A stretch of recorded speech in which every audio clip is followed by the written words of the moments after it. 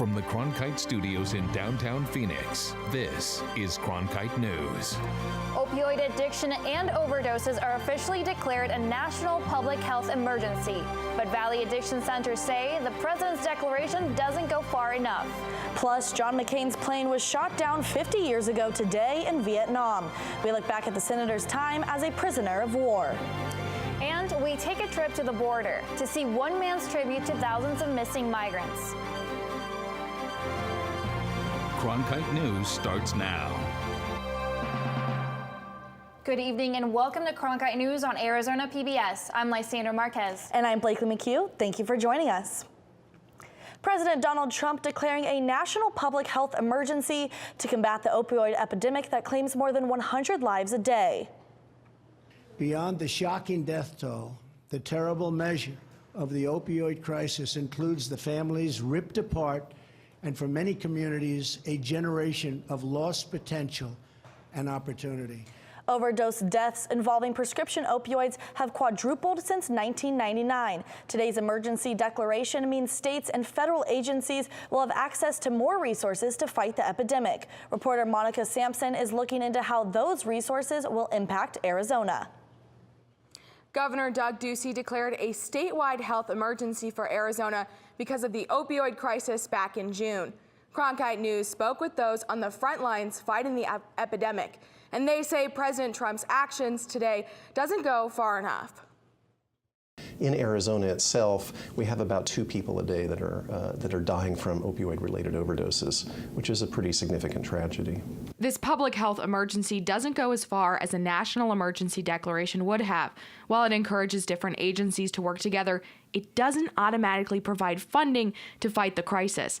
Congress has to take action to provide more funding. Toxicologist Dan Kwan of Maricopa Integrated Health says while we wait for lawmakers, more people could be at risk. Opioid addiction or opioid use, let's say, even in someone who's never taken opiates, is death. Dr. Brazzi says the most important step in fighting the opioid epidemic going forward is open conversations, saying we need an integrated approach to medicine like therapy and group counseling. I think, continuing to get the word out is critical, and so I think that was an important first step today, the announcement.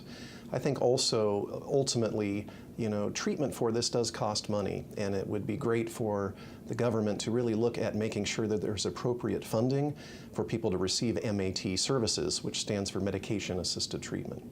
Also a concern, the amount of heroin and deadly fentanyl still coming into our state. So I think we're seeing a great deal of the fentanyl product, which is kind of an emerging issue for us.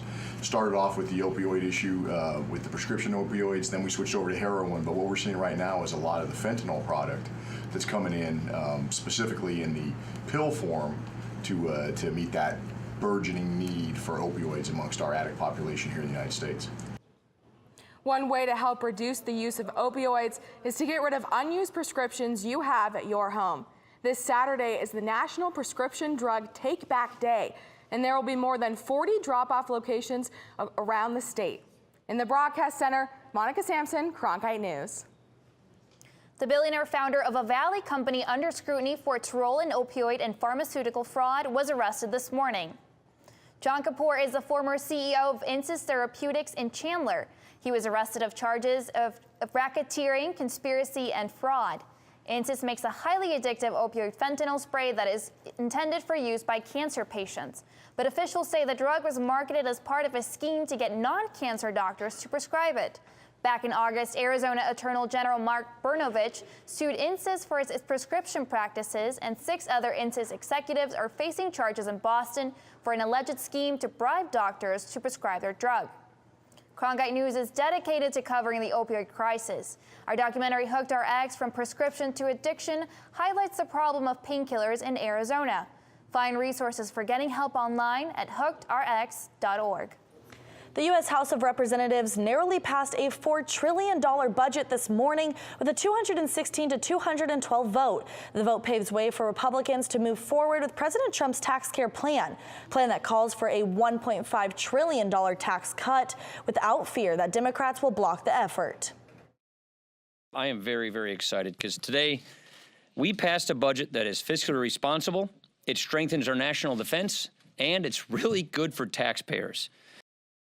We have the Republicans in Congress who are, in their DNA, committed to a mission of giving tax breaks to the wealthiest people in our country. Republican Congressman Andy Biggs said the budget was far from ideal, but made way for comprehensive tax reform.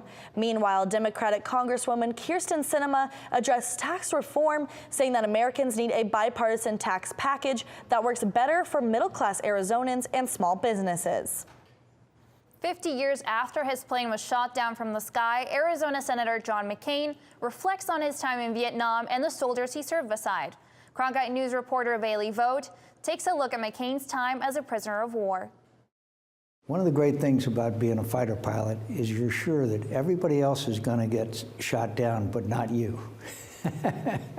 But it was John McCain who was shot down 50 years ago today while flying his 23rd bombing mission over North Vietnam. A missile hit his A-4 Skyhawk jet and it crash-landed into a lake. I was barely able to get back to the surface, but then a bunch of them jumped in, and there's a picture which I'm sure you'll show of them pulling me out of the lake.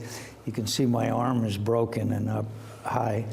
And then, of course, once they pulled me out, they weren't very happy to see me. John Furr, an Air Force pilot who spent time in Vietnamese prisons with John McCain, said that once McCain was imprisoned, the treatment did not get much better. He was brutally treated. They took advantage of his poor physical condition to exert some great pain on him beyond that, those wounds. McCain spent over 5 years in Vietnamese captivity, much of which was solitary confinement. Furr believes that his ability to survive is linked to his family's military background. He grew up in a very disciplined family, with his grandfather being an admiral, his dad being an admiral. And you don't get to be admirals unless you're a disciplined leader of men in wartime. And a lot of that rubbed off on John. He understood what it was to be disciplined and to be resolute in resisting exploitation by the North Vietnamese. McCain has taken that resolution from the experience and shaped how he has handled his tenure as a senator, said Senate Minority Leader Chuck Schumer. I think the courage that John McCain showed as a POW, he shows every day in Congress. He's a man who will speak truth to power. He did to the North Vietnamese, and he does it here, day in, day out. This resonates with Furr, who said that the perfect representation of McCain's time in politics was something he would say within the walls of that Hanoi prison. John always used to tell me, if you're going to serve in the public interest, he says, serve a cause greater than your own self-interest. And I think that encapsulates pretty much the key to his, I think, successful survivability in Washington and Washington politics. In Washington, Bailey Vogt, Cronkite News. New developments in Senator McCain's fight against brain cancer. He's been getting treatment at the Mayo Clinic here in Arizona, but the Albuquerque Journal reports that McCain could move to the University of New Mexico Comprehensive Cancer Center for more extensive treatment. The cancer center could offer new tools for fighting glioblastoma, the cancer McCain has, which is often immune to more conventional treatments. More than 2,000 human remains have been found in the Sonoran Desert in the last 16 years. And about 1,000 of them have never been identified. Coming up on Cronkite News, one man's special tribute honoring the migrants who have gone missing along the border. I'm Judy Woodruff, anchor and managing editor of the PBS NewsHour. The journalists of tomorrow face a fast-changing media landscape, but quality news remains vitally important to our communities, our country, and our world. At ASU's Walter Cronkite School of Journalism and Mass Communication, students learn solid, reliable reporting, holding the powerful accountable, and rebuilding the public's trust. The Cronkite School and Arizona PBS, preparing the next generation for a stronger future of journalism.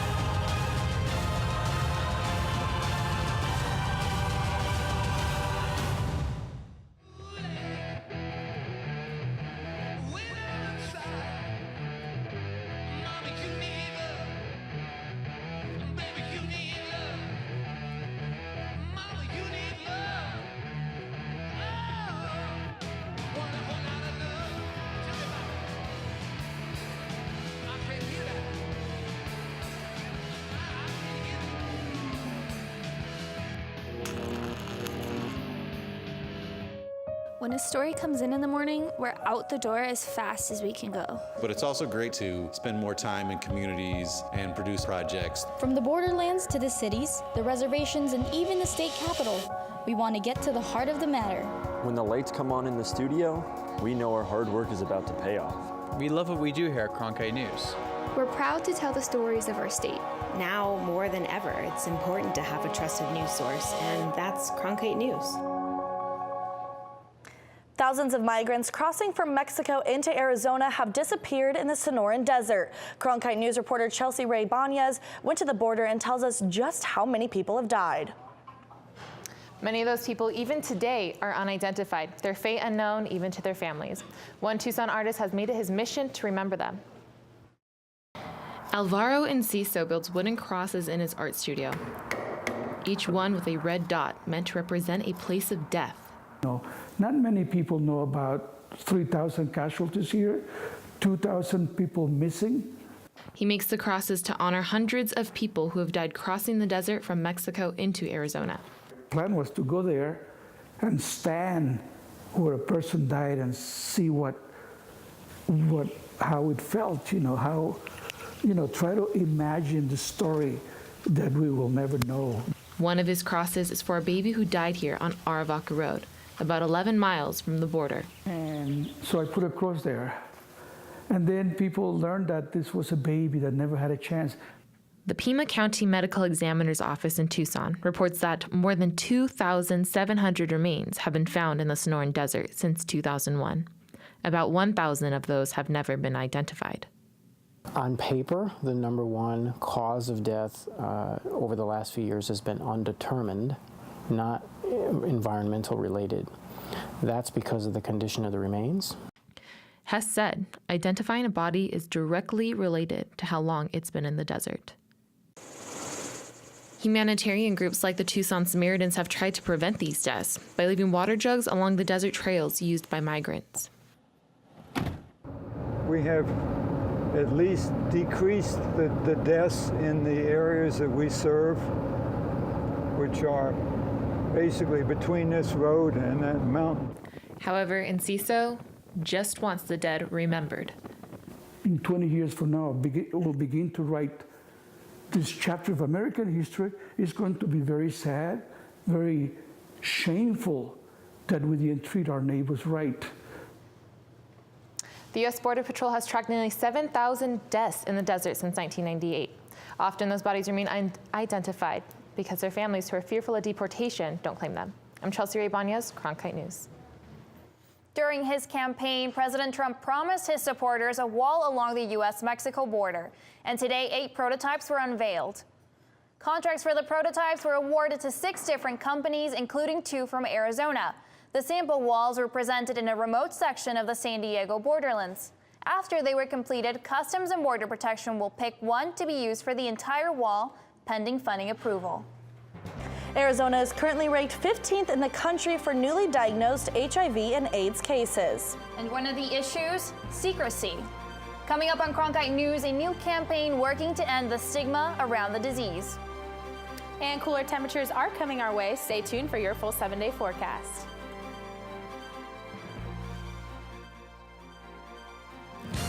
This fall. I'm so excited! What? From the inspiring to the amazing. You're in the presence of history. The compelling. He said, welcome home. It was just a powerful moment. To the astounding. I promised myself I wouldn't cry. And from the breathtaking. This is real. A journey to Mars. To the electrifying. We're going to change the world. All this and more. All this fall. Oh my God! Fridays, it's at Cronkite News, your social sharing connection where you choose the news. Facebook likes and shares, tweets, retweets, and favorites. YouTube views and subscriptions. We're watching you watch us.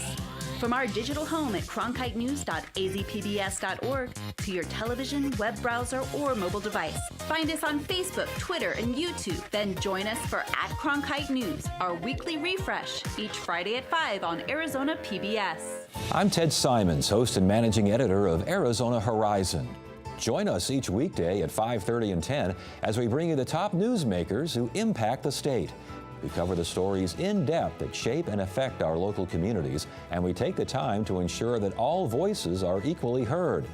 For more than 30 years, Arizona Horizon has been your voice and your source for what matters most, right here on Arizona PBS. The fight against HIV and AIDS in Arizona is taking on its biggest opponent, secrecy. Cronkite News reporter Tatum Hubble shows us how a new campaign aims to stop the spread by stopping the stigma.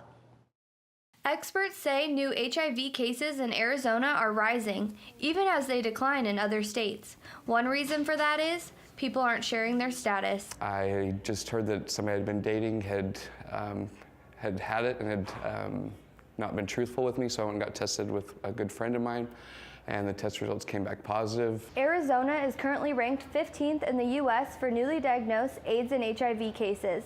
The city of Phoenix is taking a stand and setting a goal to end this epidemic for good. Phoenix has launched the 90-90-90 plan in hopes to end the spread of HIV and AIDS in Arizona by 2030. It has benchmark goals of 90-90-90, which is trying to get 90% of people in Arizona who are HIV positive tested and identified. Also to have 90% of those individuals who have tested HIV positive in treatment and on antiretrovirals so that they can live a healthy life. And then finally, for those persons who are in treatment, to have 90% of them having achieved an undetectable viral load. And that means, now we know, that undetectable means untransmittable. Experts stress the importance of starting conversations and educating the public about HIV and AIDS. I went through some severe depression with it. It affected my daily life where I didn't want to get out of bed, I didn't want to leave the house. It was really rough, but as you cope with it and you seek counseling and things like that, it becomes better. Olson is thankful his HIV has not developed into AIDS and his viral levels are undetectable. In Phoenix, Tatum Hubble, Cronkite News. The foundation plans to provide more education through a community coalition pursuing grant funding and working with pharmacies. We're only days away from Halloween and temperatures here are still pretty scary. Holly Bach is in the Weather Center. Holly, are we going to get any cooler fall temperatures anytime soon? We're going to get these cooler temperatures in our upcoming week. However, today we are currently pretty warm. We're sitting at 91 degrees right now here in Phoenix, which is just a degree below our high today of 92. Sunny skies and humidity around 10%. Around the state of Arizona, we see Tucson nice and warm as well at 90 degrees, Show Low at 72 degrees, and Grand Canyon nice and chilly at 68 degrees. Now looking around our valley, we're seeing temperatures in the mid to upper 80s and lower 90s. Now looking at Glendale, it's at 91 degrees, Scottsdale at 89 degrees, and Cave Creek at 86 degrees. And going into our evening, these are going to turn into beautiful temperatures. The temperatures at 77 in Scottsdale, 72 in Cave Creek, and 75 in Apache Junction. Going into our weekend, we're going to have pretty nice temperatures out there. Friday at 91 degrees, Saturday at 90, and then going into our week, we are going to see those beautiful temperatures we've all been waiting for. Monday at 86 degrees, and Tuesday, our Halloween day, at 82 as our high and 61 as our low. So make sure to grab a jacket if you're going to be out trick-or-treating. I'm Holly Bach from the Weather Center. Phoenix Mayor Greg Stanton declared this week College Awareness and Readiness Week. Cronkite News reporter Steven Sidner shows us how high school students are taking the steps towards college success. This whole thing means success that makes me a better person of who I am and who I want to become, and it helps me just guide other people the step towards success. Simone Rogers is a success story from the Be a Leader Foundation's annual resource fair, which helps connect students with programs that can help them achieve their college dreams. I was like, how am I going to do this? Why am I going to do this? And what type of resources can help me out? She saw all the available options, and thanks to the fair and her parents, Rogers is a first-generation college student. She's now paying it forward by volunteering for the same group that helped her. Year Up prepares students for technical careers through a year-long program where they take classes for college credit and intern at large companies. Just because you had a break throughout college does not mean you will not have success. It just means that you will just have to fight more. The event is geared towards students like Rogers. See a college education as an economic mobility a tool. Dorilo Felix was also a first-generation college student who was involved in a program that helped him get through college. Statistically, 60% of jobs by the year of 2030 you're going to need a post-secondary education. Rogers and Felix want to tell others it is possible to get that degree.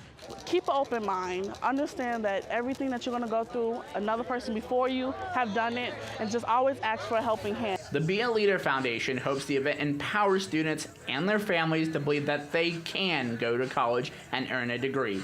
In Phoenix, Stephen Sidner, Cronkite News. After the resource fair, students headed to the Phoenix Convention Center where they took part in a college fair featuring more than 200 universities. Sugar skulls, face paint, mariachi music, these are just a few common symbols of Dia de los Muertos. But you don't usually see these things at a basketball game. It's how the Phoenix Suns are celebrating their connection with Hispanic fans.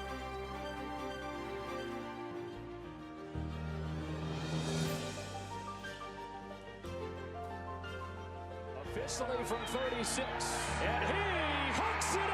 Arizona State wins! Keeping one deep, and it is caught! Jalen Strong! Do you believe it?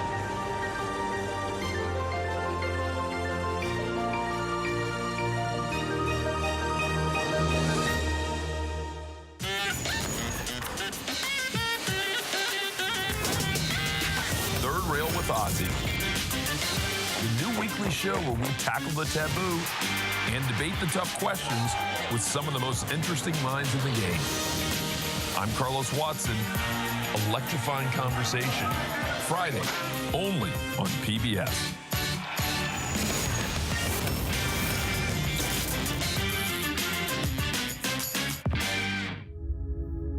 Hello from the children of planet Earth. Exploring, it's the lifeblood of the mission. Human beings are a curious bunch. What are we going to see when we get really close? Wow. Just because an idea is crazy, it's not necessarily wrong. We were on our way. You don't get anywhere until you've tested the limits. That carries an intensity you can't imagine. You could hear people just, whoa.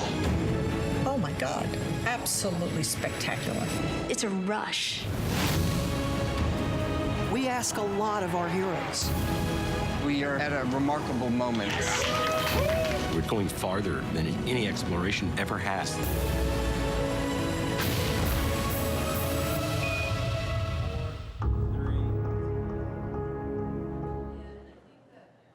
In January, the Phoenix Suns played in the NBA's first regular season games in Mexico City, an opportunity to grow the team's Latino fan base. As Cronkite News reporter Andy Krause explains, last night was yet another step in those efforts.